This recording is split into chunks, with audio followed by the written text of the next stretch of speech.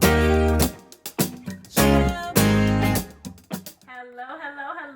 again. This is the Ellehcal Health Show, and we are bringing you some valuable information in a fun and informative way.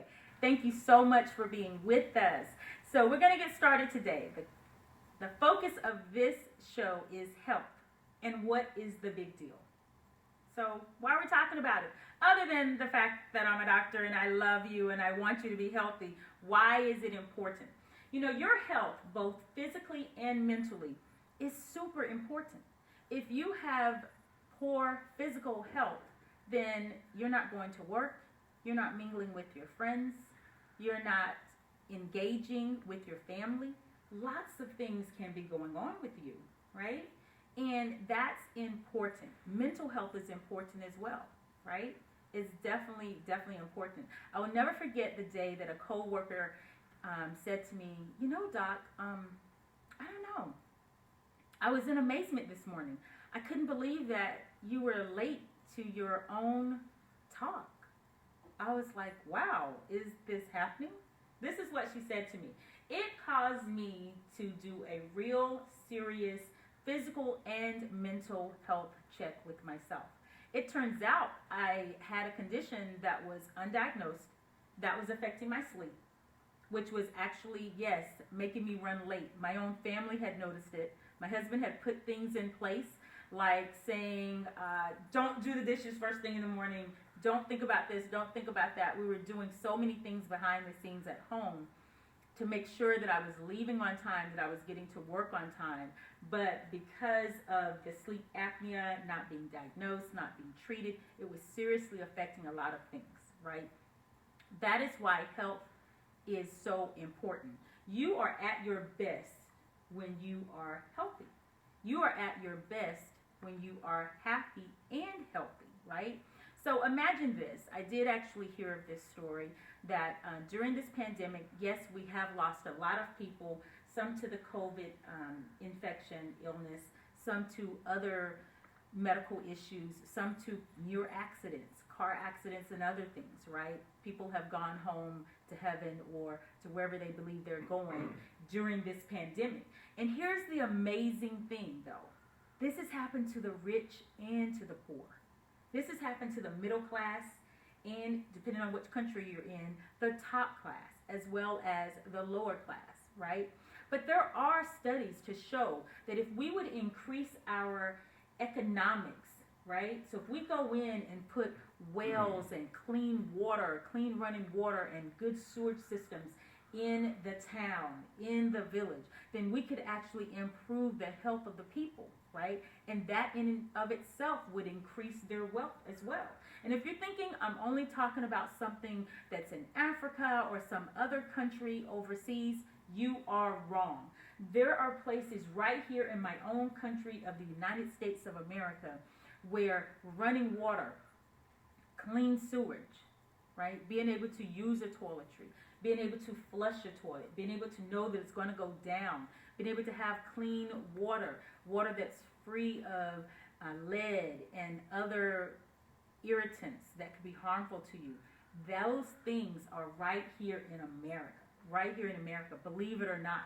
So we need to take it upon ourselves to help ourselves and help our community. I did read of a man who actually built a large machine to basically take the condensation in the air, filter it through this machine, and produce clean water. He sent multiples of them down to Puerto Rico after some of the storms so that we could get clean water to these communities, right? Health really is wealth. How are you going to think about all these things, right? How are you going to come up with all this? If you are being contaminated, if you will, by your environment, then you're not going to be able to think about it. Secondhand smoke. I'm not saying that the smokers are wrong or the smokers are right, okay? We do know the dangers of smoking, right? But here's the problem. Here's the real issue. If the person is a smoker, rather than saying, oh my goodness, you shouldn't be smoking, A, you don't need to judge them. B, you don't know why they're smoking. But C, they could go smoke outside. Yes. I had a friend, really good friend of mine once, who was a smoker at the time, and I never said anything to her about smoking. Actually, it didn't bother me because we maintained our distance, right, while we were talking and having conversations. Because it turns out I didn't breathe so well when I was breathing in the smoke, right? But she solved all of that for her children by smoking outside. I've seen men do the same. He solved all of that by not smoking around his children, not smoking around his other house guests. I once had a friend who told me her husband smoked, right? She never said anything to him about it. He tried to quit multiple times. He was able to on some occasions, but always came back to it. She had one rule: don't smoke in our house. And so that's what he did. He did not smoke inside of the house. I learned that one of our previous presidents was a smoker, and he too did not smoke inside of the White House. And in fact, during his presidency, I'm told that he was actually able to stop smoking during his presidency. Now, health is wealth is a proverb that was developed many, many years ago. I'm just going to read it to you. Basically, it stems out of Rome, and essentially what they said was the greatest wealth is health. That if you had bad health, you just didn't have any wealth. And health was the lack of disease in your body.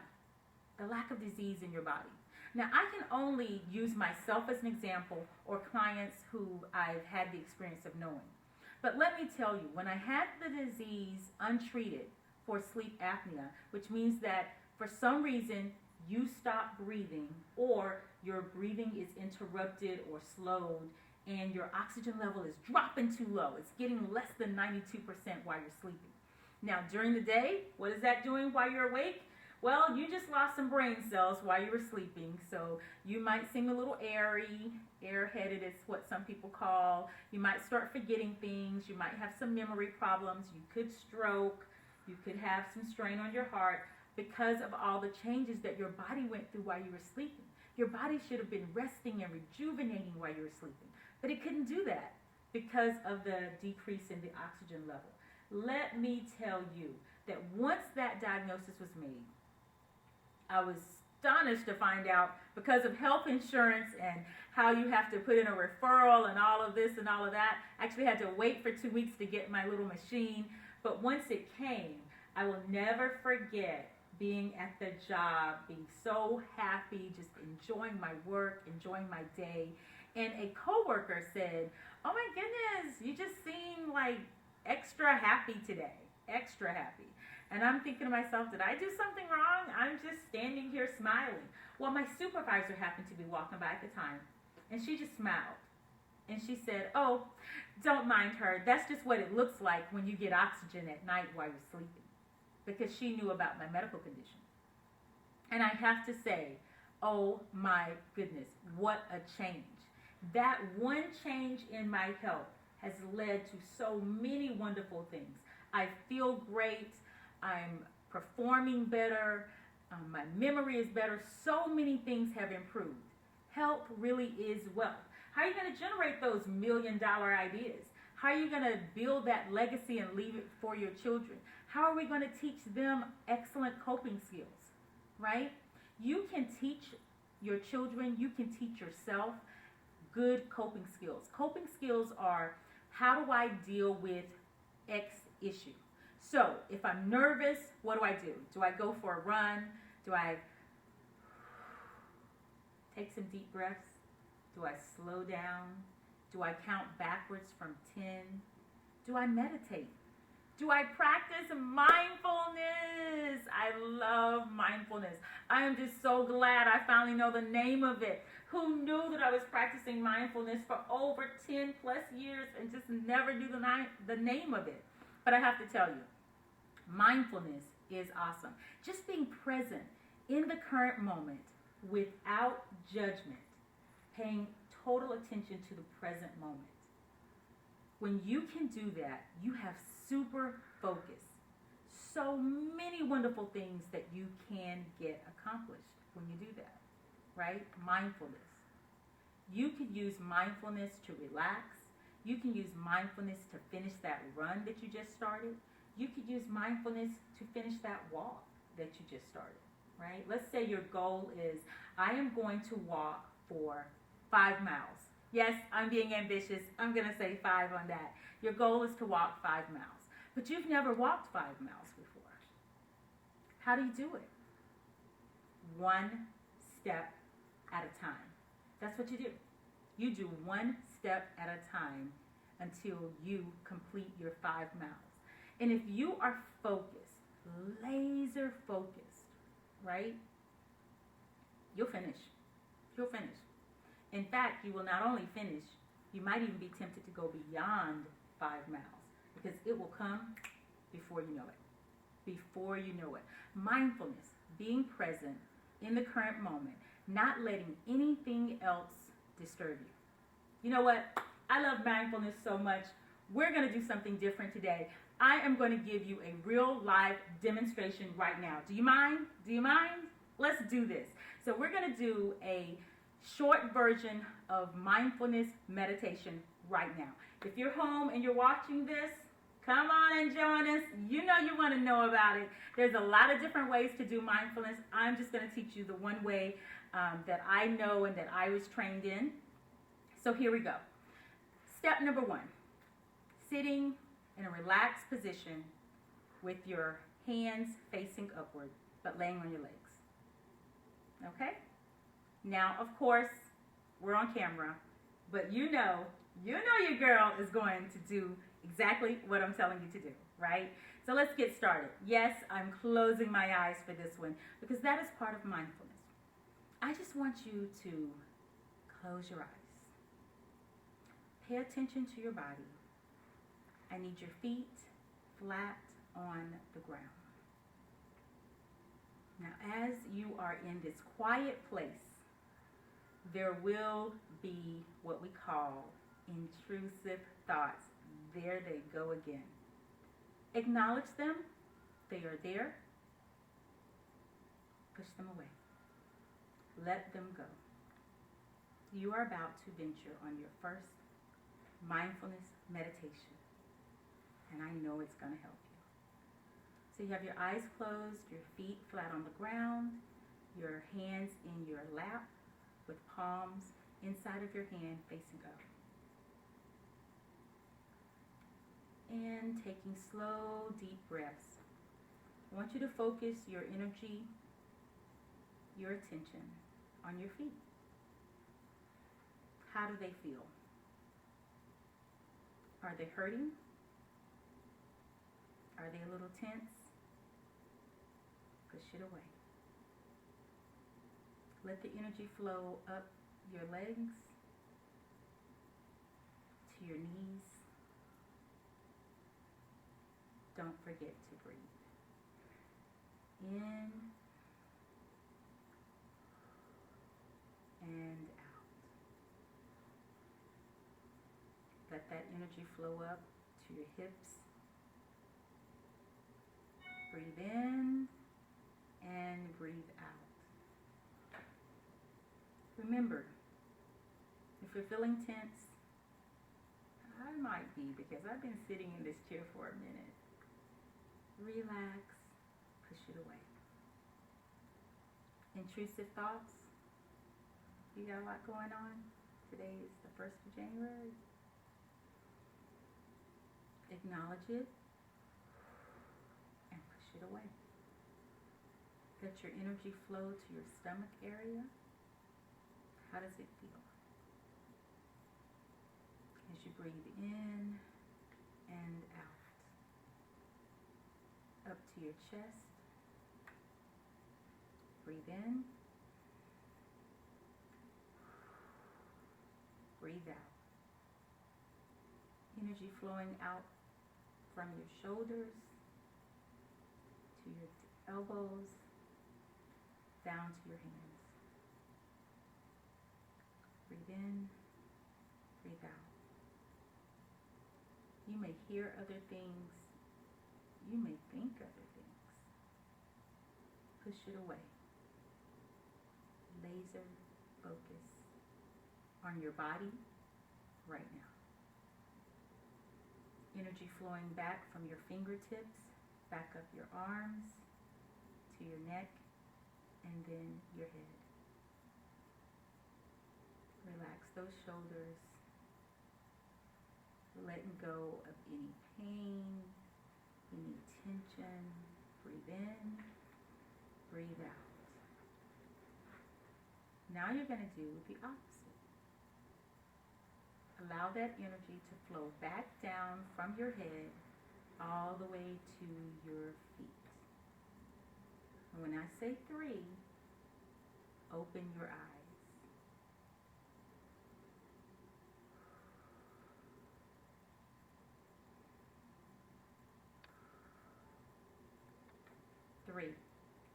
How's everybody feeling? How's everybody feeling?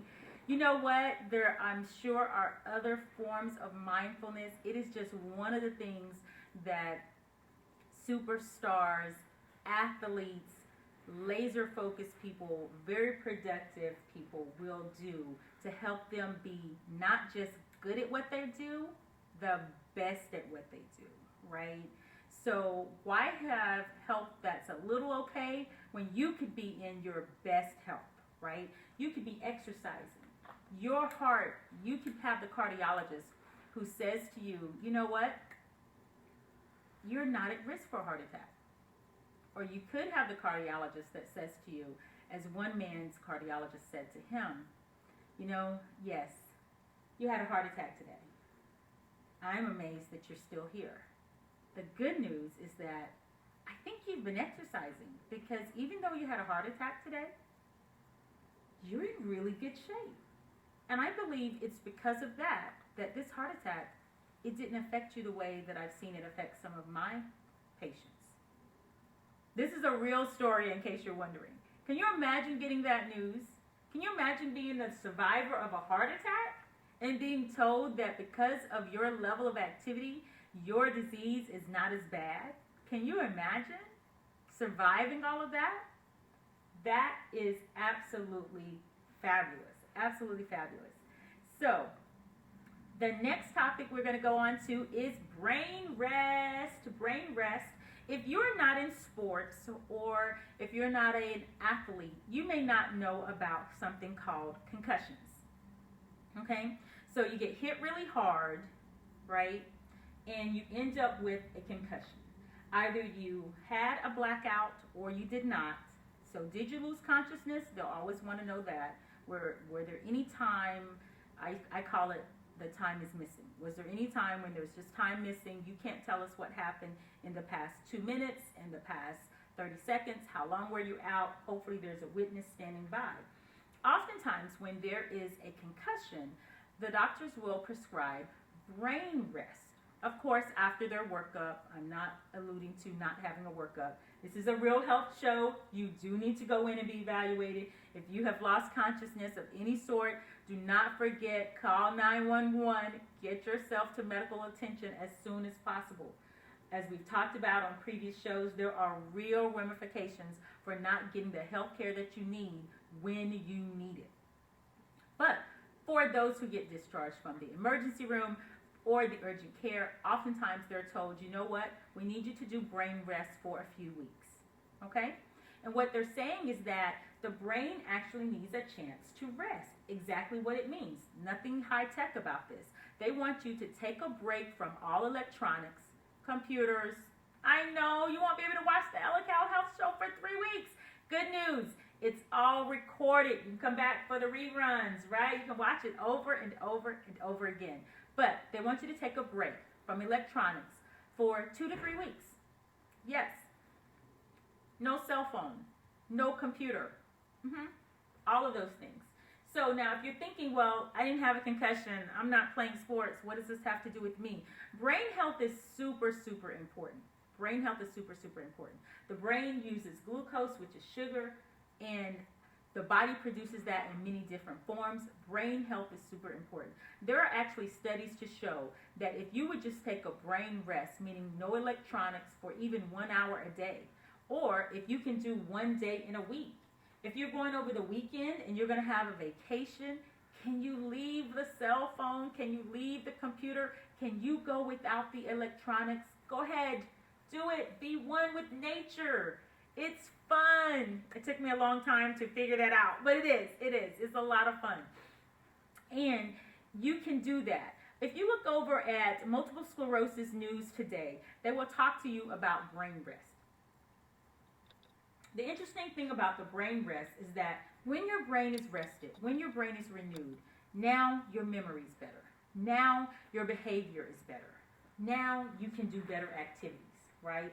Now, if you want to take this whole health thing a little bit further, you could argue or state that, hey, what about my mental health? I'm not in sports, but I could use some more focus. What's going on with that? Well, if you are a lady who's entering into menopause or perimenopause, you might have the brain fog. We've talked about that in the past and how the omega vitamins can help with that. But you also may be someone who is suffering from depression, right? Having decreased focus, having long times of sleeping. These different mental health illnesses have different symptoms on different people, right? But some of them are truly in common. And what we're talking about is, what can you do at home to help yourself? We could lower the computer, turn it off, let it go, right? Let it go. Take a break from some of our more popular social media sites. We've all heard some celebrities and non-celebrities say that when they take a break, some of them feel better. Yes. You're not comparing yourself to the other person. You're not worried about your hair. Yes, one of my favorites, right? Going to the salon tomorrow. Well, not really, because it's a pandemic. But I would like to think that I'm going to the salon tomorrow. I am going to get something done, right? Again, it's taking a break from that comparison, right? That in and of itself could increase your happiness, which leads into our next topic of laughter. Laughter, laughter, laughter. So there's this old saying that laughter is the best medicine. I don't know if I've told you this story before, but there was a young lady, and I did not know her personally, but I did hear her story. So what she said was that life was just too tough. It was just too tough. It was unbearable. She managed to raise her children. There were 3. And she thought, I've done the best that I can. I just got to end it all. But before I do, let me just take one last moment. One last night with my children. So she gets a hotel room. She invites her 3 adult children over. And she tells them, we can do whatever you want to. We can watch whatever movies you want to. Now, we're talking back in the day where you had to go rent your DVDs and all of those things and put them in the cassette players and the V8s. They had to go get the movies. So the children got to choose the movies. They're adults now. So they chose a lot of funny movies, only comedies. She said she laughed all night long watching movies with her children. The next day, it's time for checkout. The children go their way. Guess what happens to mom? I'm only talking about it because she lives. She lives. She had so much fun with the children because she laughed and laughed and laughed all night long. All of that laughter transferred into happiness, which increased her energy, increased her mood. Yes, there is real science on this, people. And she lived. She thought, you know what? I was thinking, life, not that bad. Not that bad. I'm going to keep going. She was actually able to get into some mental health counseling, get into some treatment, and yes, she lived. Well, we are almost out of time today. I want to say, remember, it's 2021. God bless everyone. For those who are on the time zone, it is definitely a new year. And I love it, I love it, I love it. Go ahead and do yourself a favor. Set some health and life goals this year. Set some goals, but don't just set goals. Write them down. I want to give you an assignment. 3 goals. If you can, write down 3 health and life goals that you can do for this year. And don't just write them. I need you to read them every single day. Read your goals and then take action. Take steps towards your goals every day. And let me tell you, if you're one of those go-getters and you have crossed your goals off of your list before the end of January, I'm happy for you. Set some more and just keep going all year long. Hey, you know what? Drop us a line here at Ellehcal Health Show and tell us what you're doing with it all. We love you. God bless you. Until the next time, don't forget to donate to your nonprofit. I love you. God bless you. We'll see you again here on the Ellehcal Health Show. Bye-bye, everyone. Whatever you do, show me. Whatever you do, yeah.